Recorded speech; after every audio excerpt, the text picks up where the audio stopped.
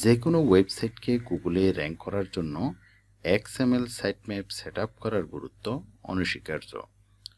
আপনি যদি আপনার ওয়েবসাইটটিকে গুগলের ফার্স্ট পেজে র্যাঙ্ক করাতে চান তাহলে অবশ্যই আপনার ওয়েবসাইটের XML সেটআপটি গুগল সার্চ কনসোলের সাইটম্যাপের সাথে সেটআপ করে নিতে হবে। এটি কিভাবে করতে হয় আজকের ভিডিওতে আমরা সেই প্রসেসটি দেখে নেব। চলুন ভিডিওটি শুরু করা যাক।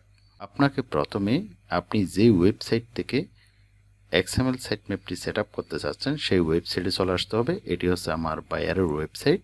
এই ওয়েবসাইটের আমি ব্যাকএন্ড সাইটে যাব। এখান থেকে ক্লিক করে আমি ওয়েবসাইটের ব্যাকএন্ড সাইটে যাচ্ছি। সেখান থেকে আপনি যে প্লাগইন ইউজ করেন সেই প্লাগইন অপশানে যেতে হবে। আমি যেহেতু ওয়েস্ট এসইও প্লাগইনটি ইউজ করতেছি সেজন্য আমি সেখানের সেটিং অপশানে যাব। সেটিং অপশানে গিয়ে একটু নিচের দিকে আসব। নিচের দিকে আসলেই আপনি XML সাইটম্যাপের অপশনটি পেয়ে যাবেন। আর একটু নিচের দিকে আসতে হবে। দেখতে পাচ্ছেন এখানে XML সাইটম্যাপ অপশনটি রয়েছে। XML সাইটম্যাপের ঠিক এই জায়গাতে আপনি ক্লিক করে দিবেন। এখানে ক্লিক করলেই আপনি XML সাইটম্যাপের যে অ্যাড্রেসটি রয়েছে সেই অ্যাড্রেসটি আপনি এখানে পেয়ে যাবেন। এরপর আমাদের একটি নতুন ট্যাব নিয়ে গুগল সার্চ কনসোলে চলে যেতে হবে। গুগল সার্চ কনসোল এখানে লিখে টাইপ করে দিবেন। এরপর গুগল সার্চ কনসোলে যাবেন। স্টার্ট নাও এখানে ক্লিক করে দিতে হবে। আগেই আপনাকে আপনার ওয়েবসাইটটি এখানে গুগল সার্চ কনসোলের সাথে প্রথমে সেট আপ করে নিতে হবে।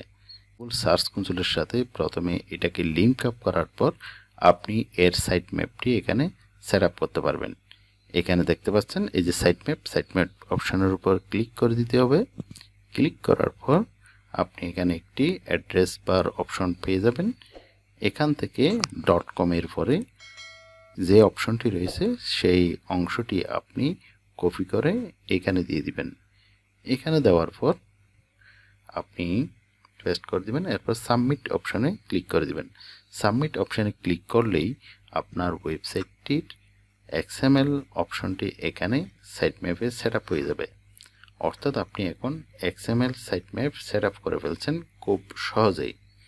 এখন যদি আপনি কোনো কারণে এটা প্রবলেম বলে মনে হচ্ছে তখন আপনি চাইলে সেটি ডিলিট করে দিতে পারেন।